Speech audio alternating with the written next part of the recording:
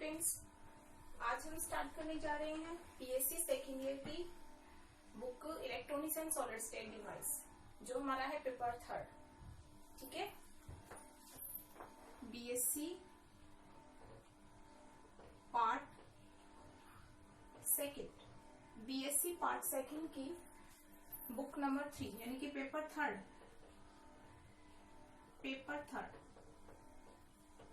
जिसका नाम है electronics and solid state device.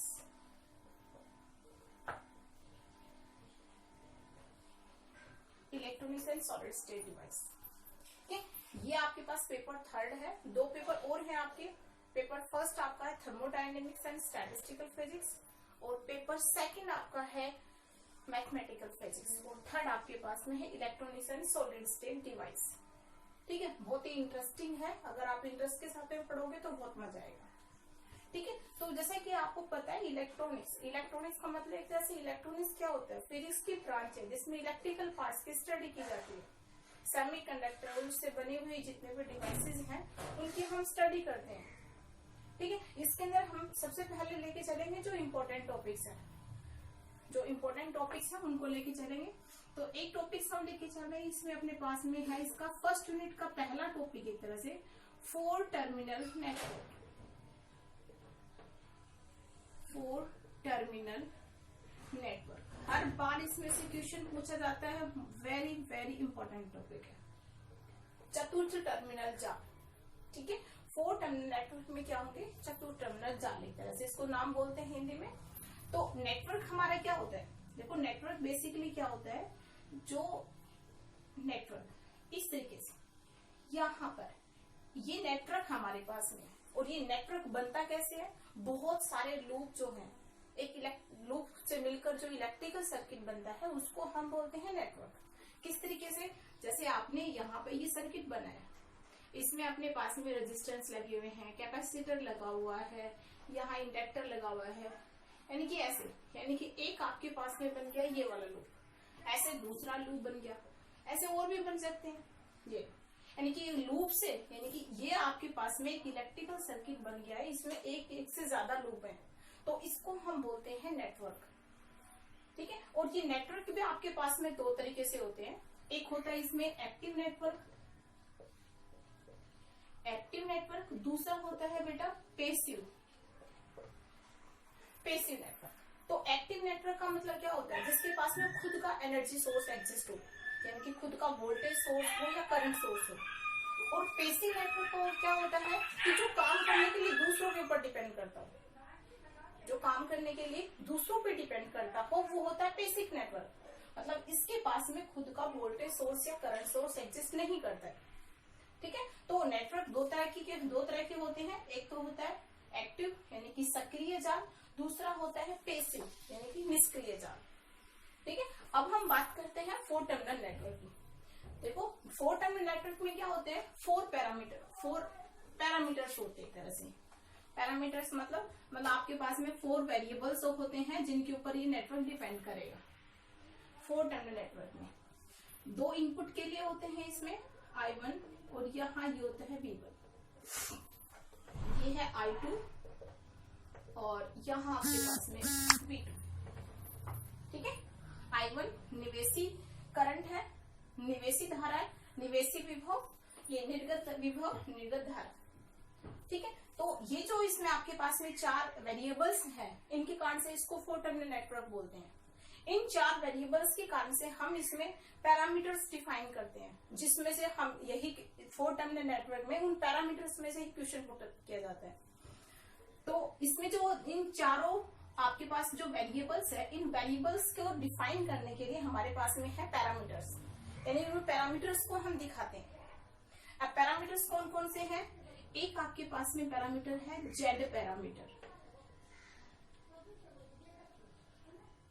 Parameter, दूसरा है वाई पैरामीटर, और थर्ड आपके पास में है एच पैरामीटर। यही से क्वेश्चन पुट अप होते हैं। इनमें से किसी एक से पूछा जा सकता है कि जेड पैरामीटर के को डिफाइन कीजिए, वाई पैरामीटर या एच पैरामीटर को, इनमें से ही क्वेश्चन पुट अप की जाता है। ठीक है, तो आपके पास में ये जो जेड पैरामीटर है इसको बोलते हैं हम प्रतिबाधा। जेड का मतलब होता है इम्पीडेंस, जेड का मतलब होता है इम्पीडेंस, इम्पीडेंस का मतलब होता है प्रतिबाधा प्राचल, इसको हम बोलेंगे प्रतिबाधा प्राचल, प्रतिबाधा प्राचल। और ये हमारे पास में है वाई, वाई नोटेशन किसके लिए होता है, किसको डिनोट करता है, प्रवेश्यता को, यानी कि एडमिटेंस को।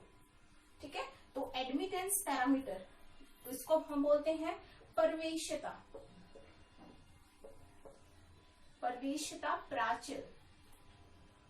देखो बच्चों, प्रतिबाधा और प्रवेश्यता एक दूसरे के क्या होते हैं, इनवर्सली प्रोपोर्शनल होते हैं।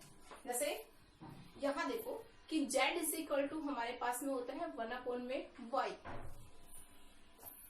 ठीक है, z हमारे पास में होती है प्रतिबाधा और ये हमारे पास में क्या होती है, प्रवेश्यता, यानी इनवर्सली प्रोपोर्शनल होते हैं प्रतिबाधा और प्रवेश्यता। ठीक है, अब बात करते हैं हम एच पैरामीटर की। एच पैरामीटर का मतलब होता है हाइब्रिड, एच का मतलब हाइब्रिड और हाइब्रिड का मतलब होता है संकर, यानी कि जो मिक्स हो आपका एक या एक से ज्यादा बार। ठीक है, तो ये जो एच पैरामीटर है, हाइब्रिड पैरामीटर है, ये इन दोनों के मिक्स से बना है, यानी कि जेड पैरामीटर और वाई पैरामीटर से मिलकर बना है। तो इसको हम बोलते हैं संकर प्राचल, संकर प्राचल। ठीक है, इसको मैं लिख देती हूं, ये अपने पास में हाइब्रिड, हाइब्रिड पैरामीटर। बोर्ड थोड़ा छोटा है इसलिए मैं ज्यादा कुछ नहीं लिख रही। तो जेड पैरामीटर, वाई पैरामीटर और एच पैरामीटर। ठीक है, समझ में आ गया। जेड पैरामीटर प्रतिबाधा प्राचल, वाई पैरामीटर प्रवेशिता प्राचल और एच पैरामीटर संकर प्राचल। ठीक है, और ये जो आपके पास में जेड और वाई के बीच में जो रिलेशन होता है, जेड इज इक्वल टू होता है 1/y, ये आपको याद रखना है। ये हमारे पास में प्रतिबाधा है तो ये प्रवेश्यता, यानी कि दोनों एक दूसरे के व्युत्क्रमानुपाती होते हैं। ठीक है, अब हम डिस्कस करेंगे सबसे 1 बाय 1। पहले हम डिस्कस करेंगे जेड पैरामीटर को। एक बार मैं तुम तीनों को बता देती हूँ, तीनों को।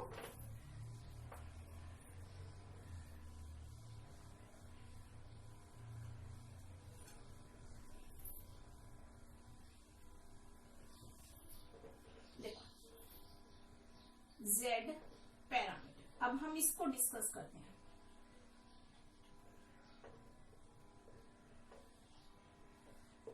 जेड पैरामीटर, देखो जेड पैरामीटर को डिस्कस करने से पहले मैं कुछ बातें डिस्कस करूंगी।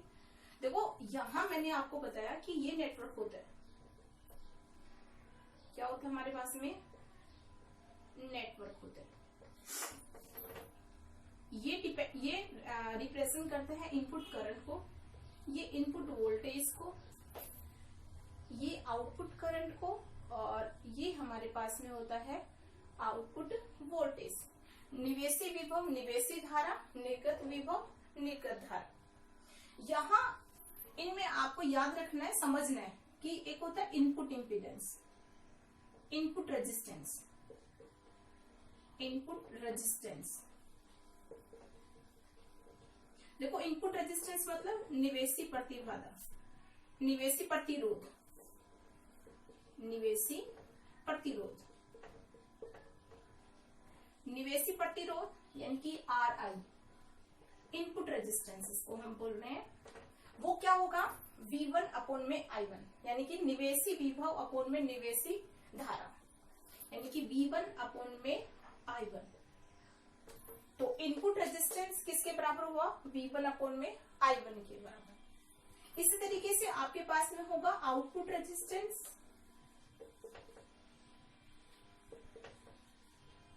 आउटपुट रेजिस्टेंस यानी कि RO, आउटपुट रेजिस्टेंस यानी कि आउटपुट वोल्टेज अपॉन में आउटपुट करंट, V2/I2। ठीक है, एक अपने पास में आते हैं voltage gain, voltage gain. Voltage gain को हम रिप्रेजेंट करते हैं AV से। ठीक है, वोल्टेज गेन क्या होती है? आउटपुट वोल्टेज अपॉन में input voltage, output voltage upon में इनपुट वोल्टेज, इसको हम बोलते हैं वोल्टता लाभ, वोल्टता लाभ। ठीक है, ये सारी चीजें आपको याद रखें, क्योंकि जब हम पैरामीटर्स को निकालेंगे तो ये आपके बीच में आएंगे और इन सबको याद करना आपके लिए बहुत जरूरी है। ठीक है, तो वोल्टता लाभ किसके बराबर होता है? निर्गत विभव अपॉन में निवेशी विभव, यानी कि आउटपुट वोल्टेज अपॉन में इनपुट वोल्टेज। और एक चौथा पैरामीटर्स आपके पास में है, पैरामीटर्स नहीं सॉरी, चौथा हम जो बताने जा रहे हैं वो है आपके पास में current gain, current gain, current gain. Current gain को हम रिप्रेजेंट करते हैं AI से, AI से। और करंट गेन किसके बराबर होता है? आउटपुट करंट,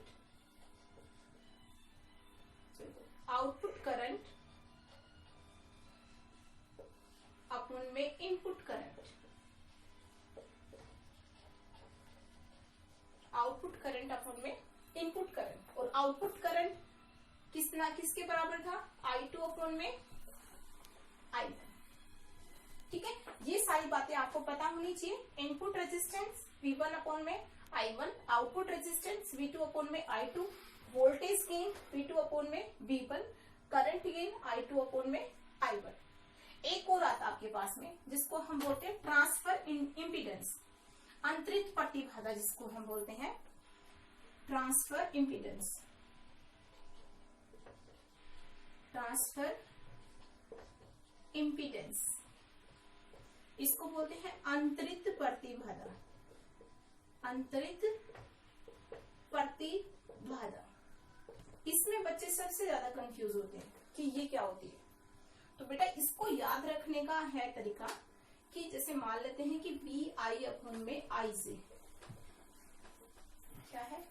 VI अपॉन में IJ, ये सबस्क्रिप्ट में है इसके I और ये है इसके सबस्क्रिप्ट में J।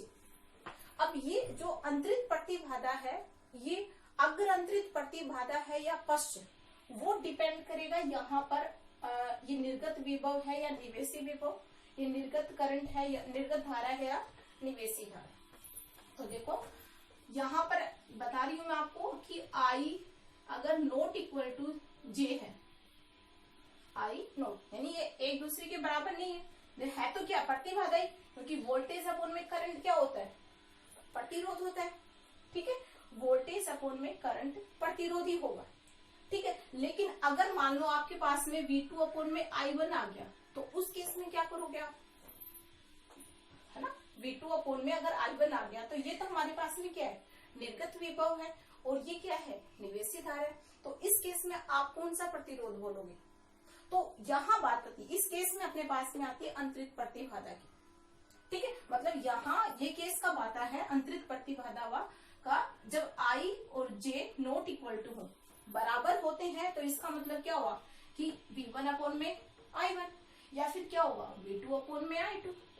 बराबर के केस में तो यही होगा। तो इस केस में तो आप सीधा बता सकते हो भाई ये निवेशी प्रतिरोध है, ये निर्गत प्रतिरोध। लेकिन अगर आपके पास में V2 अपॉन में I1 आ जाए या फिर V1 अपॉन में I2 आ जाए, तो इन दैट केस आपको क्या करना है? इस केस में आपको करना है अंतरित प्रतिबाधा वाला। याद रखना, क्योंकि यही बच्चे सबसे